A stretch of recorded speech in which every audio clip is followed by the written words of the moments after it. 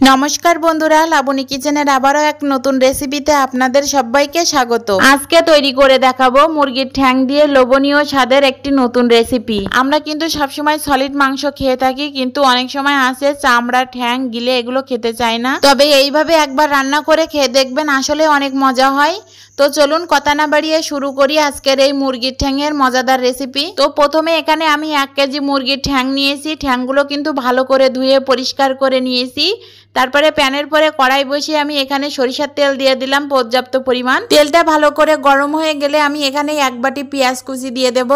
আর আপনারা কিন্তু এখানে সরিষার তেলের পরিবর্তে সয়াবিন তেলও দিতে পারেন। পেঁয়াজটা আমি হালকা বাদামি কালার করে ভেজে নিয়েছি। আর দিয়ে দিলাম 4 টেবিল চামচ আদা রসুন বাটা।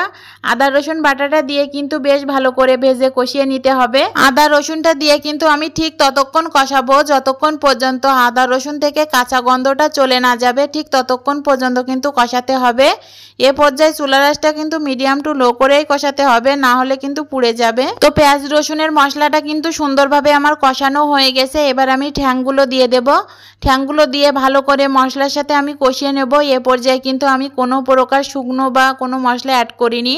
আমি কিন্তু পেঁয়াজ রসুনের সাথে ঠ্যাংটা ভালো করে কষিয়ে নেব। ঠ্যাংগুলো এখানে কিন্তু আমি 10 থেকে 12 মিনিট মতো ভালো করে কষিয়ে নিয়েছি। অনেকটা কিন্তু সেদ্ধ হয়ে এসেছে। এ পর্যায়ে আমি খানিকটা জল দিয়ে দিলাম। জল দিয়ে আরো কিছুক্ষণ আমি কষিয়ে নিয়েছি। তারপর এখানে 2টো তেজপাতা দিয়ে দেব। তেজপাতাটা দিয়ে কিন্তু আমি আবারও কিছুক্ষণ কষিয়ে নেব। আর আমি এখানে মাংসটা কিন্তু সম্পূর্ণ আলাদাভাবে রান্নাটা করে দেখাবো। আমরা কিন্তু মুরগির মাংসটা সবসময় মশলা একসাথে দিয়েই কষিয়ে রান্না করি। আজকে আমি একটু অন্যভাবে রান্না করে আপনাদেরকে দেখিয়ে দেব। আর এটা খেতে এতটা মজা হয়, আপনারা একবার খেলে এর স্বাদ কখনোই ভুলতে পারবেন না। আর মুরগির মাংসের ঠ্যাংগুলো ঠিক এভাবে রান্না করলে এর কালারটা কিন্তু একদম অসাধারণ আসে। আপনারা বুঝতেই পারবেন না যে এটা বাটা মশলা দিয়ে রান্না করা কি এমনি গুঁড়ো মশলা দিয়ে রান্না করা। তো এখানে কিন্তু মাংসটা আমার সম্পূর্ণভাবে কষানো হয়ে গেছে। এ পর্যায়ে আমি কেটে রেখেছিলাম কয়েকটা আলু, এটা আমি দিয়ে দেব। আপনারা কিন্তু আলুটা দিতেও পারেন বা স্কিপও করতে পারেন। আলুটা দিয়ে কিন্তু মাংসের সাথে আরও 7 থেকে 8 মিনিট মতো ভালো করে ভেজে কষিয়ে নিয়েছি। মাংসটা কিন্তু এখানে আমার কষানোটা সম্পূর্ণ হয়ে গেছে। এ পর্যায়ে আমি যে গুঁড়ো মশলাটা রেখেছিলাম এই গুঁড়ো মশলাটা দিয়ে দেব। গুঁড়ো মশলাটা দিয়ে কিন্তু আমি বেশিক্ষণ কষাবো না, জাস্ট 3 থেকে 4 মিনিট মতো আমি কষিয়ে নেব। এখানে আমি যে যে শুকনো উপকরণগুলো দিয়েছি সেগুলো বলে দেব।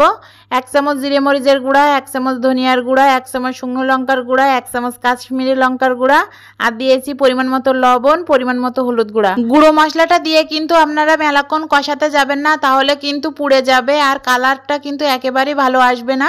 তো গুঁড়ো মশলাটা দিয়ে একটু নাড়িয়ে চাড়িয়ে আমি কিন্তু এখানে জল দিয়ে দিলাম। আমি এখানে পর্যাপ্ত পরিমাণ জল দিয়ে দিলাম। আপনারা কতটুকু ঝোল রাখতে পছন্দ করেন ঠিক ততটুকুই জল দিয়ে দিবেন। দিয়ে একটু নাড়াচাড়া করে দিলাম। তো দেখেন কালারটা কতটা সুন্দর এসেছে আর সেই সুন্দর একটা গন্ধ বেরিয়েছে। মুরগির ঠ্যাংগুলো 10 থেকে 15 মিনিট ভালো করে আমি ফুটিয়ে নেব। তো তারপরে দেখেন মুরগির ঠ্যাংগুলো কিন্তু 80% বেশি সেদ্ধ হয়ে গেছে। আলুগুলো কিন্তু ভালোভাবে সেদ্ধ হয়ে গেছে। এখানে আমি 1/2 চামচ গোটা গরম মশলার গুঁড়া দিয়ে দিলাম। আপনারা গুঁড়ো মশলার পরিবর্তে কিন্তু বাটা মশলাও দিতে পারেন। মশলাটা দিয়ে ভালো করে একটু নাড়িয়ে চাড়িয়ে আমি 10 মিনিটের জন্য দমে রেখে দেবো আর চুলার আঁচটা অফ করে রাখবো। তো 10 মিনিট পরে ঢাকনাটা আমি তুলে দেখালাম। তো দেখেন কত সুন্দর একটা কালার এসেছে আর গন্ধটা কিন্তু সেই বেরিয়েছে। অনেকে আছে মুরগির মাংস খেতে পছন্দ করে, তবে ঠ্যাং খেতে পছন্দ করে না। তা আপনারা এইভাবে একবার বাড়িতে এই রেসিপিটা তৈরি করে খেয়ে দেখবেন, আপনাদের কাছেও ভালো লাগবে। আর আমার চ্যানেলে যদি নতুন হয়ে থাকেন অবশ্যই চ্যানেলটি সাবস্ক্রাইব করবেন, পাশে থাকা বেল আইকনটিতে ক্লিক করবেন। ধন্যবাদ সকলকে।